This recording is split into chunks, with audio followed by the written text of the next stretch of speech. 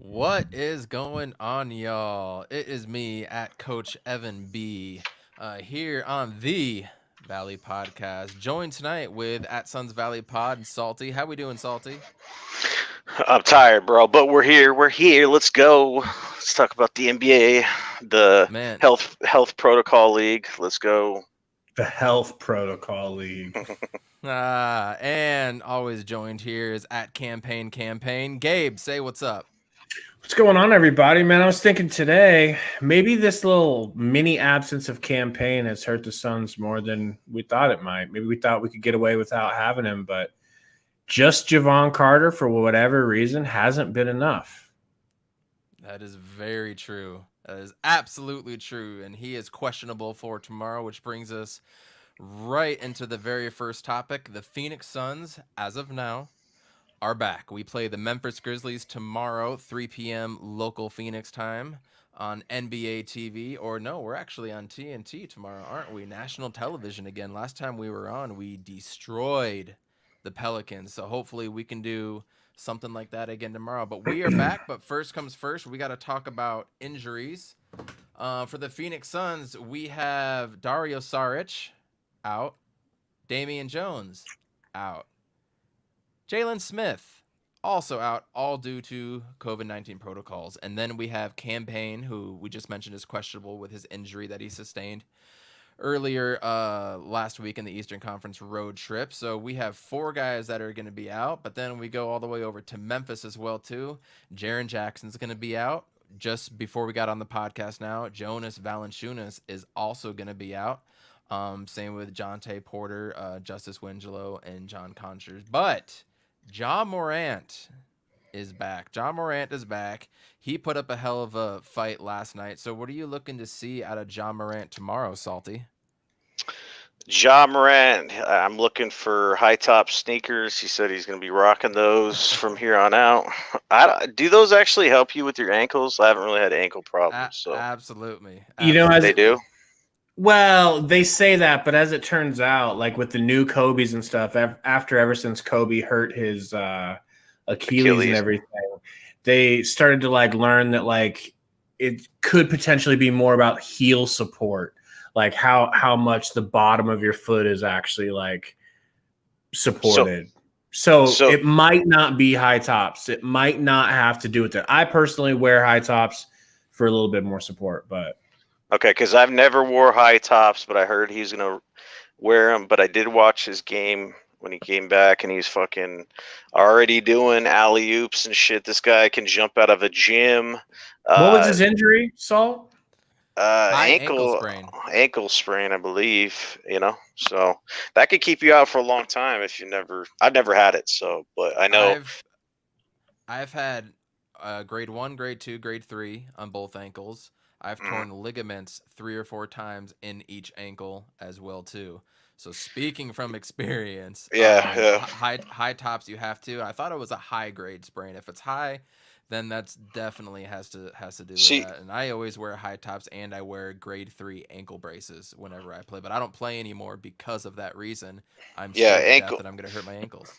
ankle injuries. Man, that's taken the career of lots of players. I mean, you got knee injuries and you got ankle injuries. Those are really tough with basketball, especially. Grant Hill, I think he had ankle problems, right? I mean, he Yeah. overcame it Yeah. a little bit, but when he was a superstar, like Sprite commercials and stuff, like right after that, he had ankle stuff in Orlando, and that derailed his career. So I'm sure Ja's like, well, I don't want to, wreck my career. So Yeah, they anyway, got him right. They got him right quick though, But Good when for it comes him. to but when it comes to Ja, man, I just every time I watch this kid, I just superstar just comes to mind. And another thing comes to mind that we got screwed by the NBA because we were supposed to get the second pick that year. You know how that goes. I think the Lakers got it that year, or someone else moved up, and then Ja went to the Grizzlies. Man, can you imagine him on this team. I guess we don't want to do that, but he's just an all-around player, passes the ball good, jumps out of the gym. His jump shot's okay, right? I mean, what's his? I don't have his stats right here, but I don't think he's I'll like pull it up right now. lights out when it comes to 3-point shooting or It's any of that stuff. absolutely good enough. Okay, It's definitely good 25% on the season, but he's only played Not 4 good. games this year. I mean, you'd have to look at last.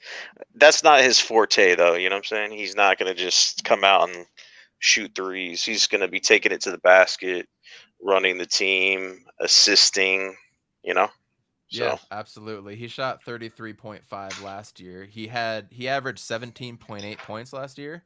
In the 4 games he played so far, he's averaging 24 now. You're talking a rookie going from 17.8 to 24. Gabe, anything to chime in there with? Not so much about Ja. I just wanted to point this out here. So take a look at this play. This is what I'm terrified. I'm terrified about when we play the Grizzlies tomorrow. So here's DA in the game. Okay, We're on defense. Okay. I don't. Smith with it? It is, and I don't know why Cam Johnson is on Lopez. Obviously, Bertans and Lopez have got their men to switch. Either way, without having Saric, without having Damon Jones, and without having Jalen Smith again, we're going to be small because Ayton plays, it seems like only sometimes it feels like less than a half of a game. He's not in the game very often. And this is the kind of stuff that has been happening to us. As you see, Lopez gets it in, and it's just like nothing. I'm afraid we're going to get a lot of that if Ayton doesn't have a stellar performance. And this is where it really just got out of hand. They just started throwing up NBA Jam type threes, and everything was falling. And well, how good of a 3-point shooting team is the Grizzlies? I mean, they're not great, but they have players, as I'm looking through their roster, that just kill us every single time. Every single time we play Dylan Brooks puts up 28 points, right? You're not kidding. It's true. I remember. Then Kyle Anderson's going to put up 22 on us and go 6 for 8 from 3. And then they've got Desmond Bane, the fireballer sharpshooter that could go out there and hit it. Then you got DeAnthony Melton and some other guys underneath there. But, I mean, without Jonas Valanciunas being out, they only got Brandon Clark and then their backup, Gorgie Jang, are their only bigs. And even then, Brandon Clark and, who is it? And Xavier Tillman are only 6'8". So they've only got one big guy in Gorgie Jang. But Robin Lopez beasted on him, so I'm not holding anything to Ayton that he can stop anybody right now. I completely agree, man. I don't know what's going on with him. So we're looking at a small ball game right now with DeAndre Ayton not going to have much of an impact, and you're looking at unless he does. Dylan If Brooks. he has a good game, that'll be fine. And this is you're right. It's a game set up for him. As we watch him, it's like he's got something wrong with his legs and he can't jump high enough to dunk. He barely got that one on the lip of the rim. But it's like it's set up for him to have a great game. Will he? I don't have confidence in him to have good games at this point. Do you, Salty? I think he could have a good game. It's just consistency with him. You know what I'm saying? Like, I think that he can pull some shit out of his ass. My question is, do you expect it? No. That's where I'm at with it. It's like with inconsistent players, you know, like Josh Jackson when he was on the team. Like every now and again, he'd come out with a game where you're like, "Holy shit, he's gonna reach it. He's gonna reach his potential. I know it. You know, this is the game." And then it's like, nah. You know. That's an interesting person to compare Ayton to because they're not the same size, they're not the same position, but that's not a bad comparison. Josh Jackson for DeAndre Ayton, both young and immature. Yep. Josh Jackson maybe with a little bit more, perhaps, alcohol issues, allegedly. A little bit more of a bad boy. Ayton, a little bit more of just a child, just a youngin', just a not mature enough to take his job seriously. but both very talented, but both seemingly at this age in their life incapable of living up to what their potential really is. Yeah. I mean, Josh Jackson, I remember watching games of his where he would have a game where you're like, "Oh my god." You know what I'm saying? Like he had multiple games like that. And You're his like, attitude, that fiery, like that desire to embarrass someone at the rim that we wish we could see in DeAndre Ayton or any Suns player for that matter. Josh Jackson had that. But the thing that you can look at too with Josh Jackson, I don't know. I have thoughts on this as well, but he went to how many teams? He played on Memphis for a year, right? I mean, he did. Yeah. He worked his way up. And then he moved from there to Detroit, and I think he's having a solid year.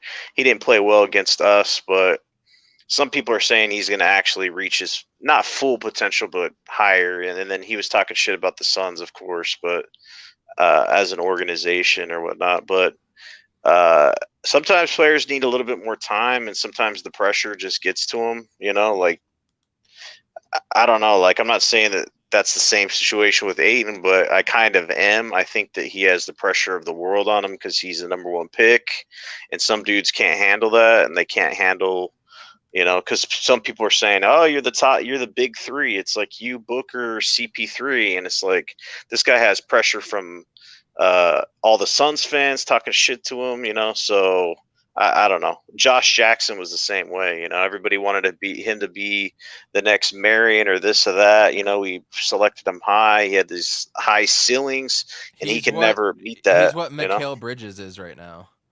Yeah, that's what we wanted. We wanted him to be what Mikal Bridges is. Yeah, and then just I don't know when Gabe, you remember how big I was on JJ, you know, when he was coming out? Yeah. And I don't know. I should have saw the warning signs. I guess his jumper was ass. You know what I'm saying? His form on his jump shot was just complete garbage. Idiot. Yeah. Otherworldly bad. That's the one thing I've told you guys. I've talked about it multiple times. I think the jump shot coming out of college is one thing that would be a glaring warning sign for me. Like if their jump shot looks like ass, like I know that Mikal Bridges kind of fixed his a little bit, but if that's one thing that you have that's a major issue with you, I would probably still steer clear. Because look at Jason Tatum, right? He came out one of the best shooters in the draft. People were kind of saying that he was, I don't know, athleticism wasn't his forte, but he is pretty athletic and his ball handles is good. And just look where he is at in the NBA. It's like pure shooters. That's where it's at. And that's why James Jones acquired all these shooters. But at the same time, we don't have that inside presence. We don't have that get it to the rack and get fouled situation. So we almost did too much shooting. Like you could almost have too much of a one-dimensional situation. Does that make sense to you guys? Absolutely. And yeah. I kind of compare that to like Lonzo Ball and his jump shot. Oh, perfect example, dude. Because Lonzo Ball will come out, he'll have games like this where he gets his shot and he's feeling it, and he'll light it up, right? And then he'll go stretches of games where he can't hit the backside of a barn, you know, because his mechanics are not good. Because it's like when we go to the gym or when we play basketball, we get into stretches where we just light it up, right? But it's not like we could go play in the NBA because we hit every shot all the time. That's what bad mechanics are. It's inconsistency with your shots, you know? So there's plenty of examples out there. But you know, when you see a player who just shoots the ball effortlessly, you watch his shot, like Booker, or Bradley Beal, or Cam Johnson. Yeah. The way the ball or Jason Tatum, the way it comes out of their hand, it's like if you were an alien from another planet and you landed on Earth and they showed you everybody shooting and you're like, okay, now which one of these guys is a real basketball player? They're going to point and just be like, oh, clearly you can tell. It looks so effortless and smooth. That kind of reminds me of that notion of like, man, he's just a football player. You know, like that, like thinking of football players, just there's something about some guys who play different positions where you're like, that's just a football player, man. And that's what it is when you get a guy who's a shooter. It's like, that's a basketball player right there. He can build his game out from the fact that he's a pure natural basketball player. And JJ, he might, I don't know what sport that jumper is supposed to mechanically be tied to, but it's not basketball. Yeah. Absolutely. You know, I've read a lot of reports or heard a lot of things with DeAndre Ayton, and going back to the childish point that you guys were making, where, you know, he really doesn't go out and talk much. He just wants to go and play Xbox, and he's got, you know, the bright colored shirts with his favorite characters and everything, and he is just a big kid, right? So going back to what we think out of Ayton tomorrow, we don't expect it. He could have a good game like JJ, like Josh Jackson.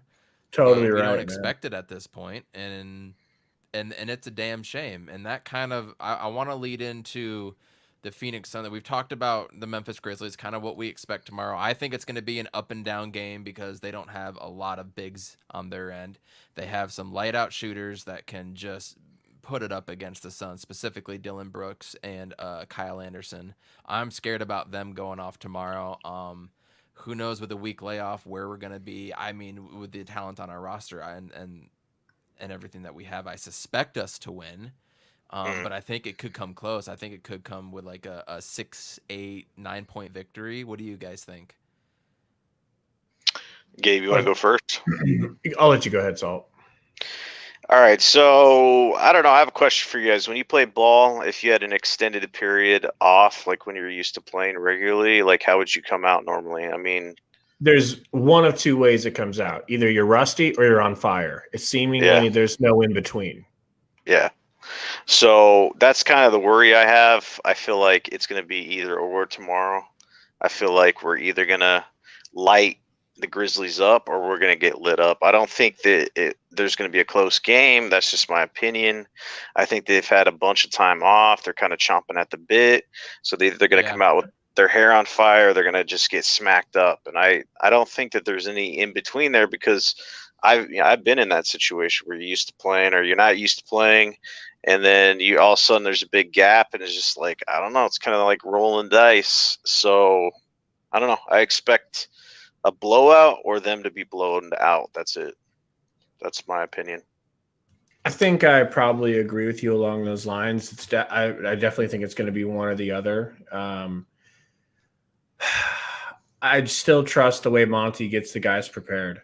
And so I think the fact that we're still coming off of a loss and this team does not like to lose 2 games in a row, they actually have pride. I think we'll come out and win this game. So if that means it's a blowout, it might be a blowout. It could be a nice, good win. But that's not really the problem, is it, guys? The problem is what happens the next time we play somebody like who's a terrible team. You know what I'm saying? Like, that's when I'm worried, and I don't like that. And until we get that ironed out, I don't know how to trust this team or how exactly to feel about this team, how to project them. And based on what they've shown us so far, we just like we can't predict what DeAndre Ayton does tomorrow, we can't predict or even have an inkling what they're going to do tomorrow. We can all have educated guesses.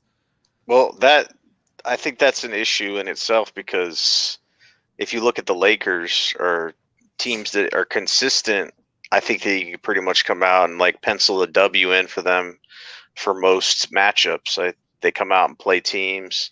They beat the teams that they're supposed to. Sometimes they'll have an off night, like every now and again. But I'm looking at the scores, and the Lakers are just getting dubs. You know what I'm saying? Like they're beating the teams they're supposed to. It's a consistent thing for them.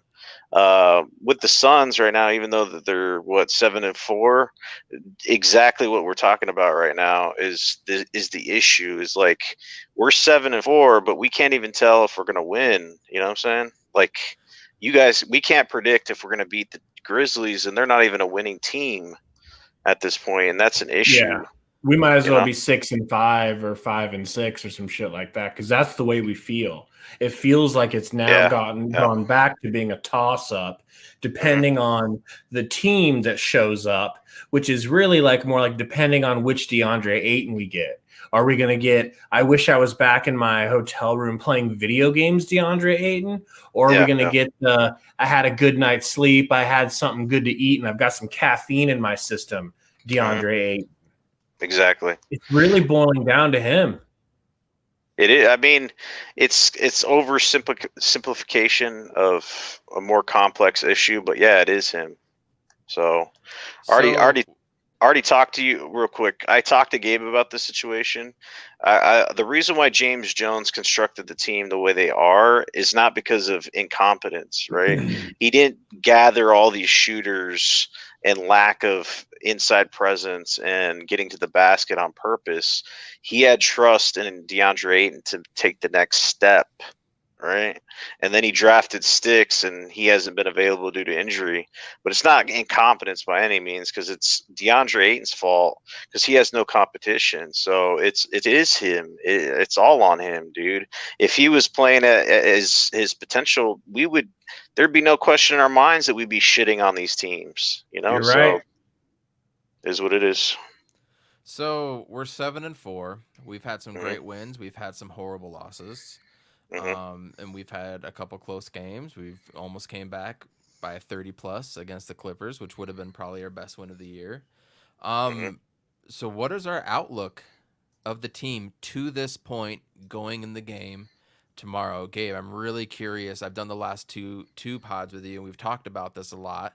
Who are we right now? Who are the COVID Phoenix Suns? We are surprisingly close to who we were in the bubble, in my opinion.